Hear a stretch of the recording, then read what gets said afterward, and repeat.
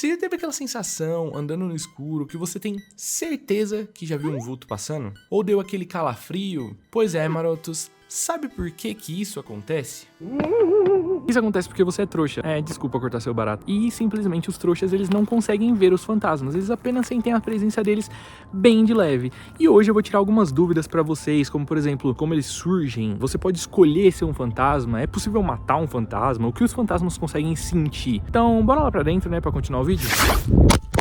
Fala marotos, eu sou o Vini e sejam muito bem-vindos ao Quinto Maroto. Vocês já andaram pelos corredores de Hogwarts, né? Seja pelos filmes, livros ou pelos jogos. E é impossível, simplesmente impossível, não esbarrar, ou melhor, atravessar por um fantasma ali, né? Tem o Nick quase sem cabeça, tentando dar uma de popular, né? A Murta que geme fazendo drama lá no banheiro, o Barão Sangrento que dá medo de verdade mesmo, a Helena Ravenclaw, o Frei Gorducho que parece estar ali só pela comida, mesmo que ele nem consiga comer, e muitos outros, né? Mas marotos, o que esses fantasmas estão fazendo ali em Hogwarts afinal? E por que só alguns bruxos viram fantasmas? Por que nenhum trouxa aparece como fantasma no mundo mágico? Será que virar fantasma é uma escolha? Ou acontece de forma involuntária? E se for uma escolha, será que é uma boa escolha? Então bora atravessar a parede aí do mundo bruxo e descobrir tudo sobre esse mistério meio sombrio, meio mágico, mas que no fundo é mais triste, tá? Do que parece. Vamos lá. Vamos começar pelo básico, marotos. No mundo de Harry Potter, um fantasma é uma marca mágica deixada por um bruxo ou bruxa que morreu, mas escolheu não seguir em frente. Então aqui a gente já responde a primeira pergunta. Sim, marotos, ser fantasma é uma escolha, tá? Pode até parecer que o cara morreu e ficou vagando por aí porque deu ruim, mas na verdade não, ele optou por isso. Só que essa escolha tem um preço muito alto, galera. A galera que vira fantasma geralmente não aceitou a morte, pode ser por medo do que vem depois, por culpa, por arrependimento, por estar apegado demais a algo ou alguém. São pessoas que na hora final simplesmente não conseguiram soltar o mundo dos vivos. E aí você pode até pensar,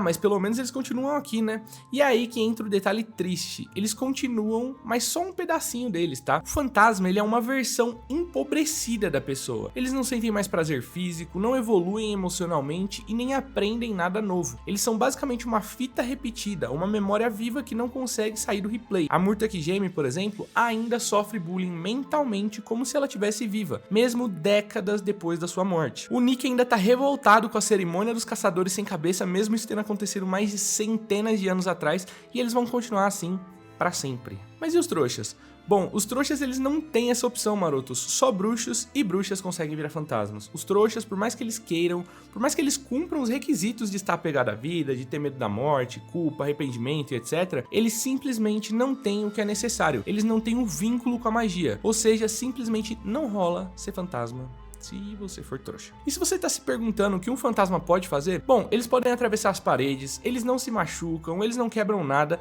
mas eles causam efeitos físicos no ambiente. O ar ao redor deles fica gelado, tipo aquele frio do nada que você sente. Se um deles passar por você, a sensação é literalmente estar sendo mergulhado em um balde de gelo. E se tiver vários no mesmo lugar, bom, aí você já pode preparar aquela cobertinha, né, porque vai ficar bastante frio. Eles causam distúrbios se passam pela água e causam efeito no fogo. As chamas ficam azuladas, marotos. E aí eu posso te garantir que não tinha nenhum fantasma na minha casa, zero chamas azuis. E se você viu o vídeo de eu falando sobre um incêndio na minha casa, você entendeu a referência. Se não viu, tá aparecendo aqui no card aqui, é só você assistir depois, demorou? Quando a gente pensa em Hogwarts, logo vem à cabeça as casas, os feitiços, as escadas malucas, os banquetes, mas tem uma galera que vive lá e a gente quase esquece, os fantasmas residentes. Cada casa tem o seu representante fantasmagórico e todos eles têm histórias marcantes, e na maioria das vezes, bem tristes, tá? Começando com o Nick quase sem cabeça, o fantasma da Grifinória, talvez o mais simpático e conhecido de todos. O nome real dele é Sir Nicholas de Memsey Porpington, e ele vive tentando bancar o cavalheiro elegante, sempre com boas maneiras e tentando manter a pose, né? Mas por trás daquele sorriso forçado, Nick carrega um ressentimento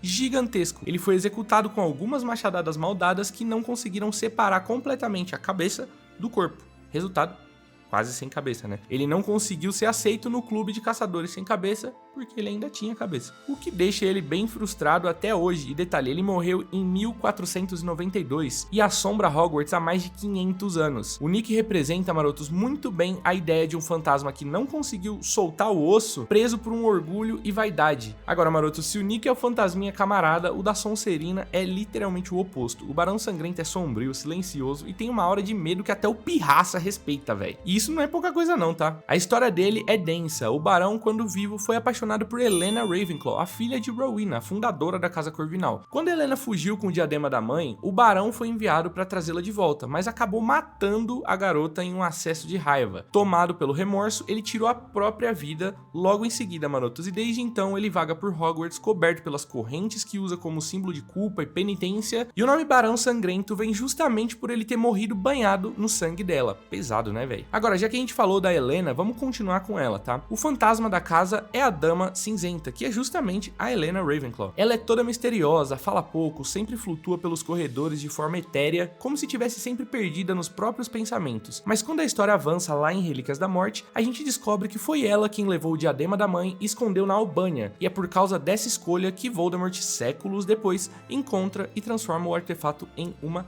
Horcrux. A Dama Cinzenta carrega uma culpa de ter abandonado a mãe e de ter sido, mesmo que sem querer, parte da ascensão de Voldemort. Ela é um exemplo perfeito de alguém que morreu com assuntos não resolvidos. E por fim, a Lufa-Lufa, marotos, representada pelo Frei Gorducho. Ele era um frei quando vivo e sempre gentil e atencioso com os alunos. Ele curava as pessoas com magia, o que aparentemente incomodou a igreja da época, tá? Ele foi executado por suspeita de bruxaria, mesmo sendo um cara do bem. No pós-vida, ele continuou com seu jeitão generoso, carismático. Ele vive atravessando as paredes da cozinha de Hogwarts, ainda sonhando com os banquetes que ele nunca mais vai poder comer. Apesar da aparência alegre, ele também carrega sua dor, a injustiça de ter sido morto por fazer o bem. E claro, marotos, não dá pra falar de fantasmas em Hogwarts sem mencionar a Murta que geme, que mesmo não sendo fantasma de alguma casa, ela é presença constante, principalmente no banheiro feminino ali do segundo andar. Ela foi morta por ninguém menos do que o basilisco da Câmara Secreta, a mando do próprio Tom Riddle. Murta era uma aluna da Corvinal que sofria bullying e era super sensível. Sua morte trágica fez com que ela ficasse presa no local onde tudo aconteceu. Ela é dramática, vive se lamentando, mas foi crucial em mais de uma ocasião, inclusive, tá? Quando ela ajudou o Harry a descobrir a entrada da Câmara Secreta e até quando ela deu uma força ali na criação da poção polissuco lá no segundo ano, tá? Agora, maroto, se a gente tá falando de fantasmas em Hogwarts, tem um que merece uma menção especial, tá? E não é porque ele é assustador, dramático ou carismático, não. O que faz o professor Beans se destacar é só o tédio mesmo.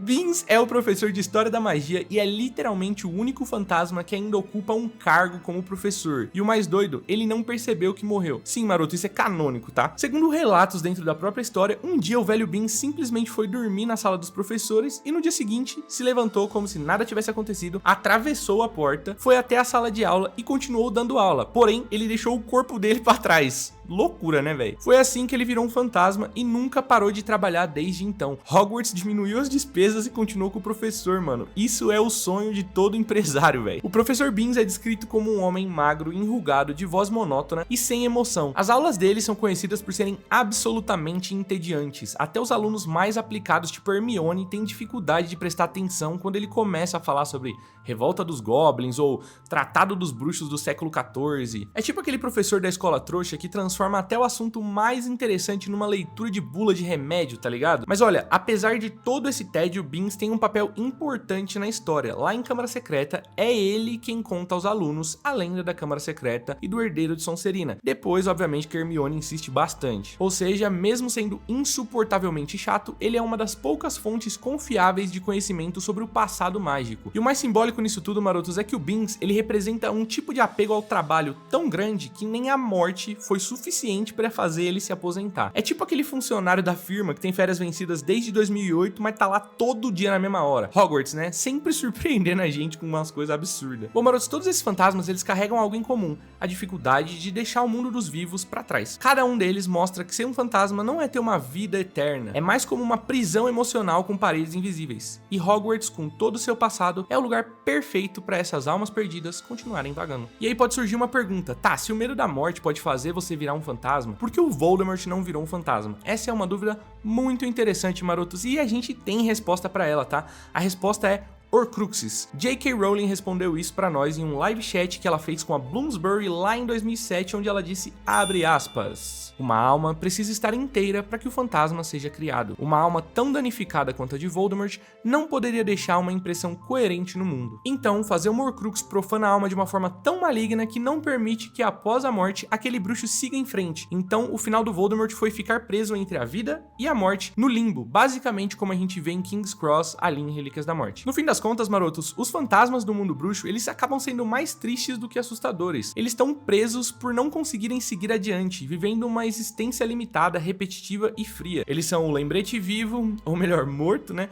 de que algumas escolhas que a gente faz no fim da vida podem nos aprisionar por toda a eternidade. Então, da próxima vez que você cruzar com um fantasma em Hogwarts, manda um oi, por educação, mas também com um pouquinho de empatia, tá? Porque a vida deles não é fácil, ou a morte deles, enfim. E maroto, seguinte, abre a aba de comentários aí agora e comenta aqui qual fantasma de Hogwarts ou fantasma do mundo bruxo como um todo você mais gosta, que eu quero saber qual que é o favorito da galera aí. E lembrando que agora você pode virar membro do clube de membros aqui do Quinto Maroto, que se chama Ordem da Fênix. E com isso você vai ter acesso a benefícios exclusivos, sendo um deles o nosso grupo do Discord. Vocês votam o que a gente vai jogar em live e tudo mais, é bem bacana. Então se você quer ajudar o canal mais ainda do que você já está ajudando assistindo aqui, deixando o seu like, vira membro da Ordem da Fênix, demorou? E ó, clica nesse botão aqui, truta, se inscreve aí, se você não é inscrito ainda, tá perdendo tempo, mano, se inscreve aqui, ó. E ó, eu vou te ver nesse vídeo aqui, a gente se vê aqui, ó. A gente não vai deixar de se ver agora, tá? Você clica nesse vídeo, assiste isso aqui, a gente se vê lá, beleza? Eu tô indo, mal feito, fui.